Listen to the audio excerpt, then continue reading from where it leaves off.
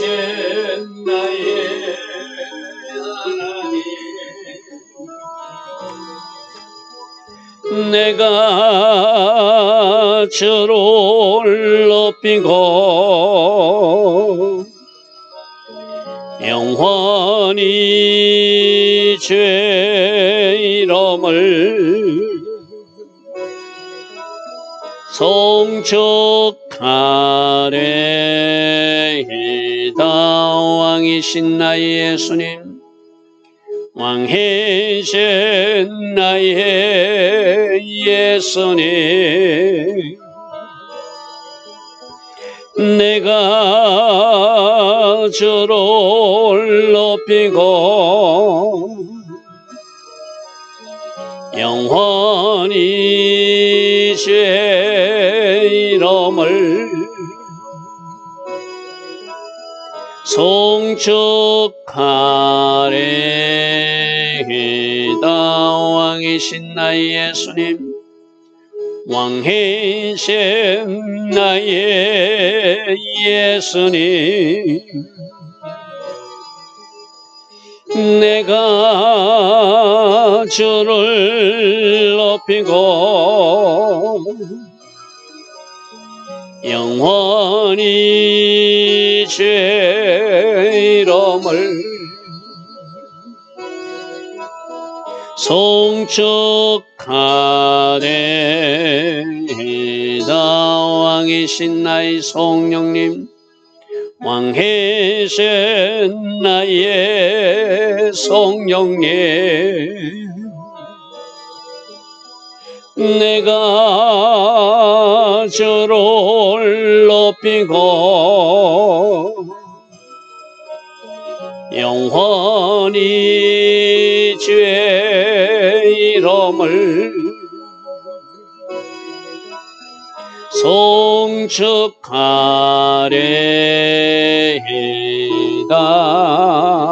아멘.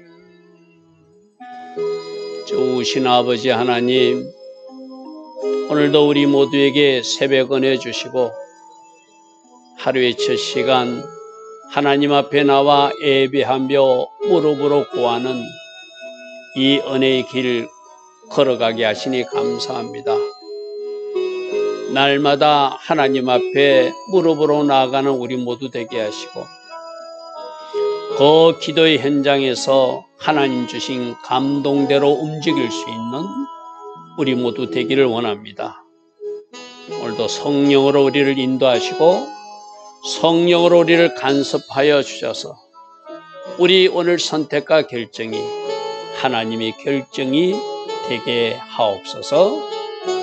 오늘 하루도 복되게 하시고 아름답게 하셔서 결과로 영광 돌리는 주의 자녀들 다 되게 하옵소서. 예수와 하마시아 이름으로 감사하며 기도드리옵나이다. 아멘.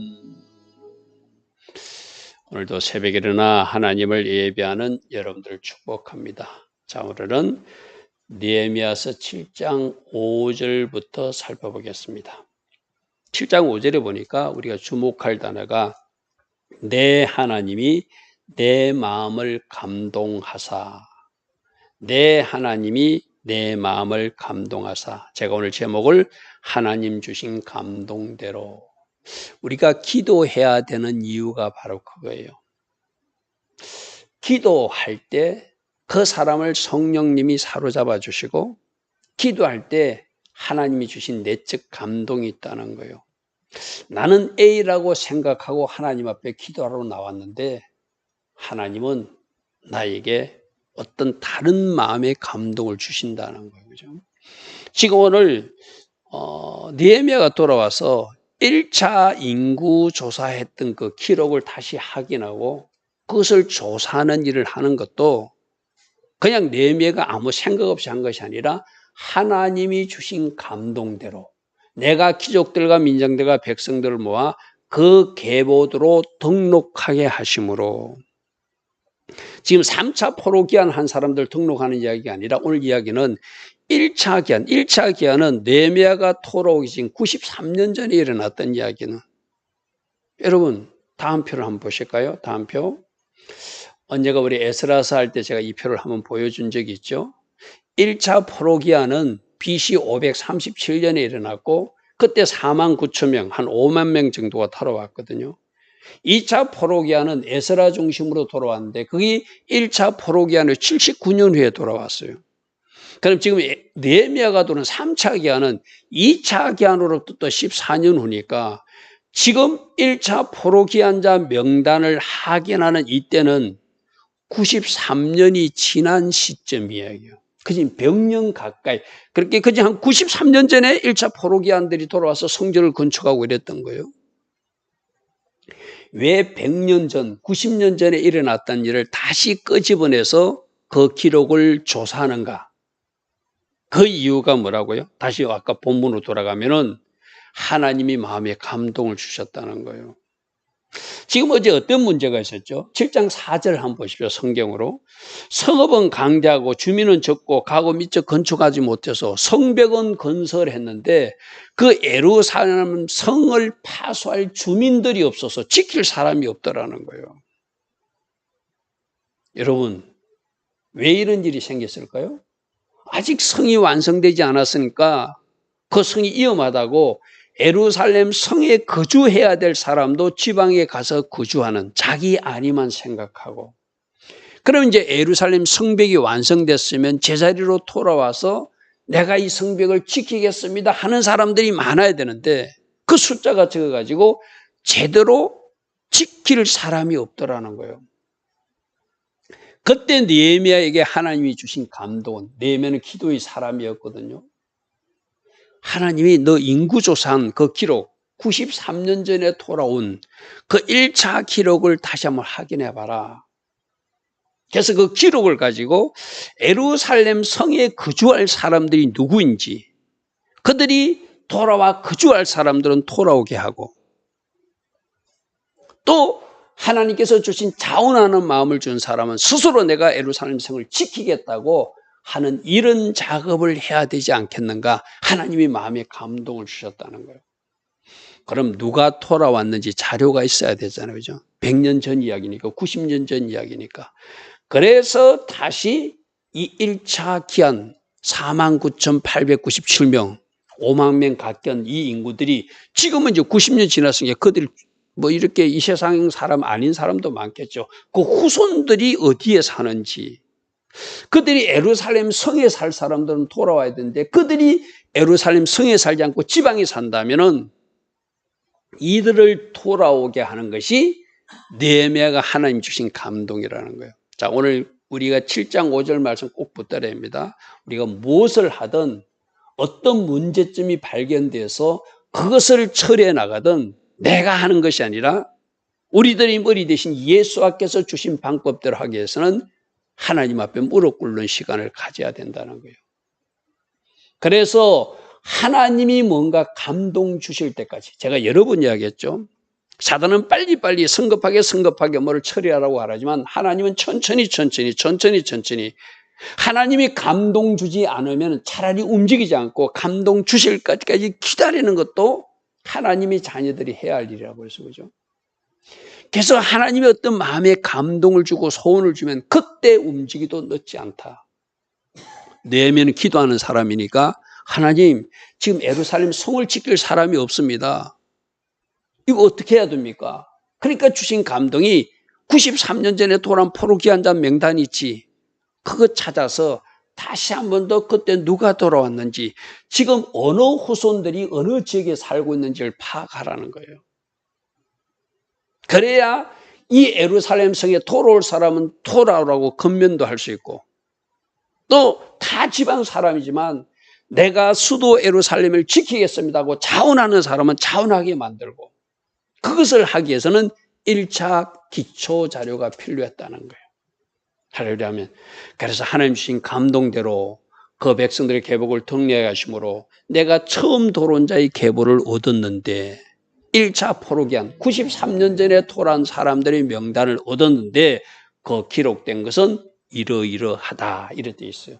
자, 우리 7장 5절 말씀을 잠시 스톱하고 성경 전체로 보면은 오늘부터 이어지는 이제 오늘 1차 인구조사하는 자료를 쫙 끄집어내 가지고 뭔가 확인하는 절차가 있어요.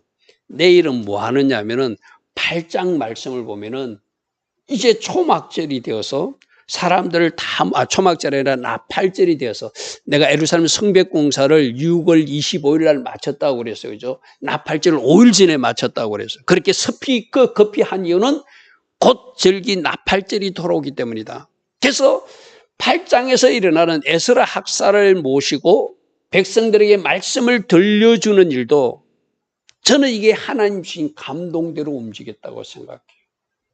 무조건 예루살렘으로 돌아오라 이렇게 말하지 않고 먼저 말씀을 들려주고 백성들로부터 깨닫게 하는 것. 할렐루야 하면 쉽게 말하면 먼저 은혜 받게 하는 거예요. 오늘날 교회에서도 내가 은혜 받아야 무엇을 해야 되는지 알잖아요. 그죠? 그래서 8장에서 말씀을 들려줘요. 말씀을 들려주고 말씀을 들려주니까 말씀 듣던 그들이 우는 이야기가 8장에 나타나거든요. 그리고 9장에 그들이 회개 자복하는 일이 있고 10장에서 그들이 언약을 갱신하고 11장에 가면은 우리 11장 말씀 좀 보겠습니다. 11장 1절 말씀을 한번 함께 볼게요. 백성의 지도자들이 예루살렘에 거주하는 이제 자원자들이 생기고 또 자원자들이 나타나는데 2절 보니까 예루살렘에 거주하기를 자원하는 모든 자들은 나타나게. 그렇게 말씀도 꺼내받으니까 내가 예루살렘에 거주하겠습니다 하는 사람들이 나타나더라는 거예요. 내가 성을 지키겠습니다 하는 사람들이 나타나더라는 거예요. 그리고 나머지 부족한 사람은 제비뽑기 방식으로 10분의 1을 뽑아서 예루살렘에 거주하게 하는 일이 11장 1절 2절의 말씀이 나오거든요. 그러니까 오늘 7장의 인구조사하는 문제, 8장에서 말씀을 들려주고 백성들로 울게 하고 회개하게 하는 이야기, 그리고 언약을 갱신하고 그래서 자원하는 마음으로 예루살렘에 돌아오게 하고 지도자들을 두게 하고 그것도 안 되면은 제비 뽑아서 하나님 앞에 순복하게 하는 이 모든 일들이 하나님 주신 감동대로 느헤미야가 리더십을 발휘하는 모습이라는 것이죠. 그래서 이걸 잘 읽어야 돼요. 7장에서 인구조사 기초절을 갖고 8장에서 말씀을 들려주어 그들로 깨닫게 하고 9장에서 회개하게 하고 10장에서 언약을 갱신하게 하고 11장에서 예루살렘에 내가 들어가겠습니다. 자원자들이 나서게 하고 부족한 사람은 제비 뽑아서 거주하게 하는. 그래서 그 예루살렘 성을 파수하게 하는 것이 하나님 주신 감동대로 움직인 느헤미야의 모습이라는 거예요. 할렐루야 아멘. 그러니까 하나님 주신 감동대로 하니까 뭔가 일이 되어진다는 것을 우리가 알게 되죠. 자, 그다음부터 우리 말씀은 에스라에서도 살펴봤는데 그냥 간단히 훑고 내려가겠습니다. 애찍에 돌아온 사람들은 누가 돌아왔는가? 사로잡혔던 중에서 노임을 받고 예루살렘과 유다에 각게 돌아와 각각 자기 성읍에 이른 자들은 스룹바벨, 그 당시 총독으로 돌아왔죠. 그죠? 예수와 제사장으로 돌아왔어요. 그렇게 함께 나온 백성들이 수가 이러하니라고 우리 에스라서 2장에서 살펴봤던 말씀을 반복해서 기록하고 있습니다. 반복해서 기록하고 있어요. 그래서 8장부터 24절에는 가게별로 누가 돌아왔는지, 바로소 자손은 얼마나 돌아왔고 또 스바다 자손은 얼마나 돌아왔고 하림 자손은 얼마나 돌아왔는지 8절부터 24절에 가게별 귀한 자 숫자를 확인하고 그 다음 25절부터 38절은 지역별로 어느 지역, 기본 사람들은 얼마나 돌아왔고 베드로는 사람은 얼마나 돌아왔고 지역별로 기록해가지고 그들이 지금 현재 제대로 자기 지역에 거주하고 있는지, 그럼 이 중에 예루살렘 성에 거주할 사람이 누구인지 또 확인하겠죠. 그죠? 그리고 확인한 사람들이 39절부터 42절에 제사장들이 돌아왔다. 제사장들이 돌아왔다. 그때 1차 기한 때 제사장들이 4,289명, 많은 사람들이 돌아왔어. 그죠? 근데 레인들은 적게 돌아왔어. 그죠? 이제 거기한 자들. 제사장들은 이렇게 돌아왔다. 인멜 자손은 누가 돌아왔고, 바셀 자손 누가 돌아왔고, 하림 자손은 누가 돌아온 것을 쭉 귀한 자 명단을 확인해요. 확인하는 이유는 뭐라고요? 93년 전이니까 이미 죽은 사람도 있어요. 그 후손들이 지금 어디에서 어떻게 사는지 확인하고 11장에서 어떻게 자원하는 자를 뽑기 위함이에요. 그리고 지도자들은 예루살렘에 거주하라고 말하기 위함이에요. 또 나머지는 제비뽑기 방식을 통해서 우리가 예루살렘을 지켜야 되지 않겠는가? 제비뽑기가 하나님 뜻으로 받아들이고 순종하라는 의미로 그렇게 착착 진행해 나가서 먼저 기초 자료를 수집하는 모습이 오늘 7장의 모습이라고 이해해야 되겠죠. 자, 그 다음에 레위 사람들은 이렇게 돌아왔고, 노래하는 사람들은 이렇게 돌아왔고, 그 중에 문지기들은 이렇게 돌아왔다. 근데 제가 에스라서도 말하지만 이 레위 사람들이 헌신이 적다고 그랬어. 그죠? 제사장들은 4,289명이나 돌아왔는데 그 레위 사람들은 한 300여 명밖에 안 돌아왔어요. 너무나 적은 수가 돌아왔다. 오히려 성전 봉사자들, 즉 너디님 사람들, 다음에 했던 게 너디님 사람들이나 그 솔로몬의 종, 그러니까 노예, 성전에서 물기는 자나 나무 패는 사람들은 오히려 많이 돌아왔어요. 그런데 오히려 숫자가 적게 레위 사람들이 돌아왔다는 것. 그건 2차 기한 때도 마찬가지였어요. 그죠? 아와 강가에서 하기를 해보니까 레위 사람들이 없어. 너디님 사람들이 없어. 성전 봉사자가 없어요. 그래서 3일 동안 그 인원을 체크해가지고 에스라가 데려오는 이야기를 우리 에스라에서 확인했습니다. 자, 61절. 자, 그 다음에 우리가 에스라에서도 확인했지만 토라기는 토라였는데 자기가 어느 계보인지를 모르는 사람들이 있다는 거예요. 물론 70년이나 되는 오랜 세월 동안 포로지에 가가지고 그 사람들이 계보를 잊었다는 것은 뭐죠? 다시 돌아갈 생각이 없었던 사람들, 쉽게 말해서. 아, 우리는 영원히 이 땅에서 사는구나. 하나님의 약속을 신뢰하지 못했던 사람이라고 그랬어요. 그죠? 그들이 하나님의 약속을, 이 계보가 왜 중요하죠? 각 지역별로 이스라엘 백성들은 자기가 살고 싶은 상이 땅인 것이 아니라 각 지파별로 자기들이 분배받은 땅이 있어요. 그 땅으로 다시 돌아간다고 예레미야 선지자를 통해서 분명히 말했거든요. 근데 그 말을 못 믿는 거예요. 그래서 계보고 뭐고 다 잊어버리고 그 땅 백성처럼 살다가 어느 날 돌아가게 되는데 내가 어느 출신인지 알지 못하는 사람으로 사는 사람들이 있더라는 거예요. 이게 참 문제죠. 그죠? 지금 우리는 누구죠? 우리 계보는 뭐죠? 아브라함의 영적 후손으로 예수와를 믿음으로 우리는 하나님이 자녀가 된 하나님 나라 백성이라고 하는 계보, 가문, 그것을 확실히 붙들고 가는 사람이 천국 들어가는 사람이잖아요. 그죠? 우리가 왜 그 가문을 기억하죠? 왜 계보를 기억하죠? 우리가 천국 들어가야 입성해야 될 사람들이니까. 그런데 그서부터 돌아온 사람들이 그들의 종족이나 계보가 이스라엘에 속한지 알 수가 없는, 자기 족보를 잊어먹고 자기가 어느 출신인지 어느 지역인지 그 뿌리를 잊어먹고 사는 사람들, 그런 사람들이 있었다는 거예요. 그들은 들레야 자손과 도비야 자손과 느구다 자손이라 모두 642명이나 그런 사람들이 있었다. 그런 사람들이 있었다. 그런 사람들이 있었다. 자, 63절에 그들뿐만 아니라 제사장이라고 스스로 알고 있으면서, 자기가 제사장 후손이라고 알고 있으면서 또 어느 족보인지 자기를 주장하지 못하는, 계보를 내지 못하는 참 안타까운 사람도 있다는 거예요.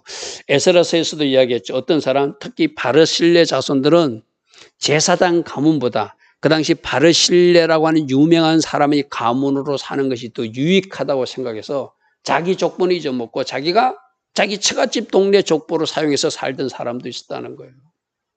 그게 바르실레니, 바르실레는 길라 사람 바르실 딸 중에 하나로 아내를 삼고 바르실의 이름으로 살기를 원했던 사람, 제사장이라고 하는 존귀한 이름을, 하나님 앞에 쓰임받는 귀한 이름을 버리고 오히려 바르실레 가문으로 살기를 원했던 어리석은 사람도 나중에 돌아올 때 자기가 제사장 가문이라는 것을 밝힐 수가 없었다는 거예요. 참 안타까운 이야기죠. 이 사람들은 계보 중에서 자기 이름을 찾아도 찾지 못하므로, 자, 제가 에스라서에도 말했어요. 우리 계보는, 우리는 어디에 기록된 이름들이다? 생명책에 우리들의 이름이 분명히 기록된 사람들이에요. 그죠? 지금도 생명책에 이름이 기록되어 있어야 되고, 나중에 주님 앞에 가서도 우리들의 이름이 그 생명책에 기록되어 있는 것이 찾아져야 되죠. 만일 주님 앞에 갔는데 네 이름이 여기 없다 하면 큰일 날이잖아요. 그죠? 네 이름이 여기 없다. 너 어디서 왔느냐? 내가 너가 모른다면 큰일 나는 일이잖아요. 이 사람은 계보 중에서 자기 이름을 찾아도 없대. 우리는 반드시 생명책에서 우리 이름이 지워지지 않고 끝까지 보존되고 흐려지지 않고 끝까지 남아서, 어제 우리 수요일 날 학생들하고 공부하면서 그랬어요. 우리 학생 중에 한 사람이 666 베리칩 이야기에 대해서 하더라고요. 절대 그거는 받으면 안 된다. 그게 바로 예수님을 배반하고 적그리스도 편으로 붙는 사람들에게 주는 그들이 붙이는 표이다. 이마에나 손이나 붙인다고 계시록에 말씀이 있다.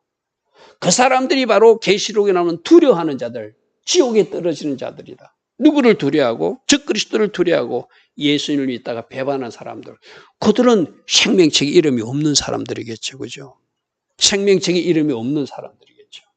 절대로 그러면 안 된다. 어떻게 하더라도 차라리 순교할지언정 꼭 예수님 원하시는 자리에서 예수님이 기뻐하신 길을 걸어가야 된다. 우리 그런 이야기를 어제 수요일 날 공부하면서 같이 했어요.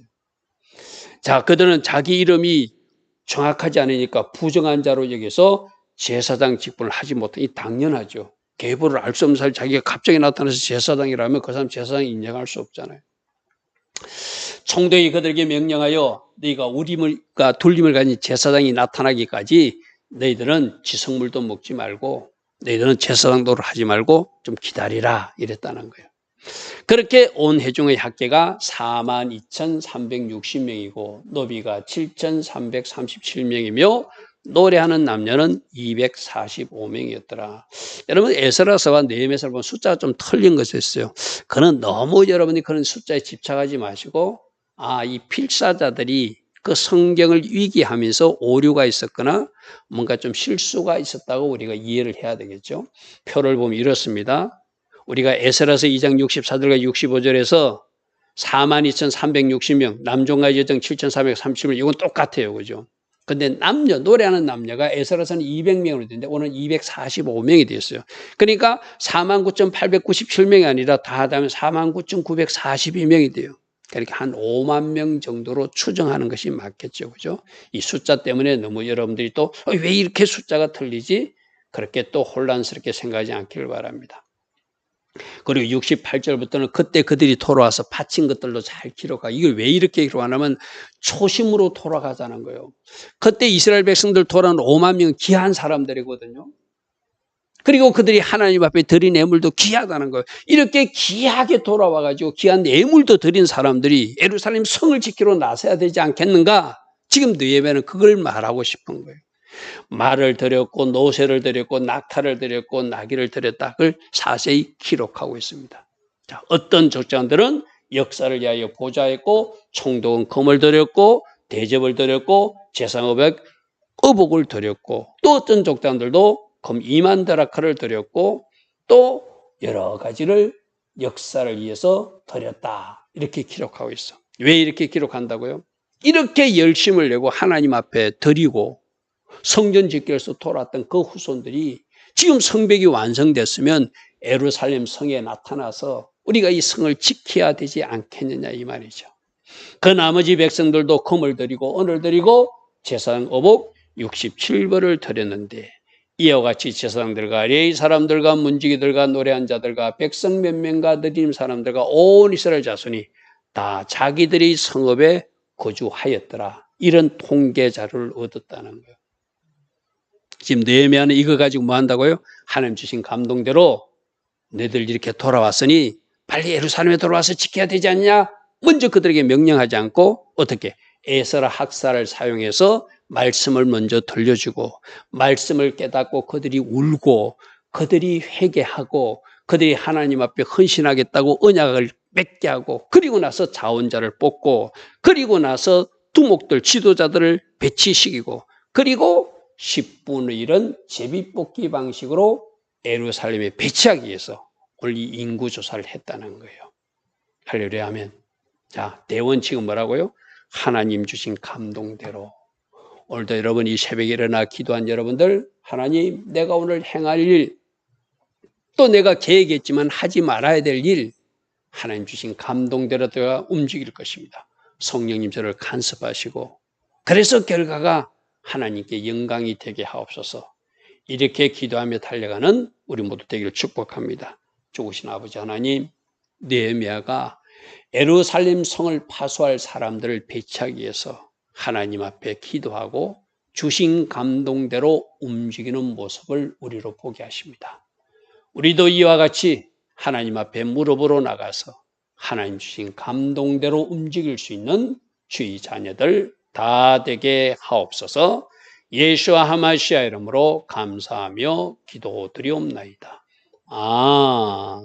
아멘. 지금은 우리 주 예수 그리스도의 크신 은혜와 하나님 아버지의 영원하신 사랑과 성령 하나님 오늘도 우리 안에서 내주하시며 늘 성령으로 조명하여 주시고 우리에게 기름 부어 주시며 때마다 일마다 능력으로 띠띠어 주시는 그 은혜가 오늘도 새벽에 일어나 새롭게 결단하며 달려가기를 원하는 주의 자녀들 머리머리에 이 땅에 있는 모든 교회와 성도님들 위해 지금부터 영원토록 영원히 함께하여 주시기를 간절히 축원하옵나이다. 아멘.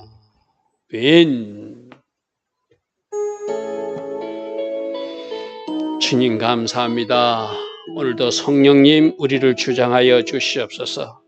오늘도 우리들 내적 감동대로 성령께서 우리에게 주신 감동 감화대로 움직이는 우리 모두 될 수 있도록 성령님 간섭하시고 성령님 인도하시고 성령님 우리와 함께 하옵소서. 주님 감사합니다. 주님 감사합니다. 주여 아버지 주여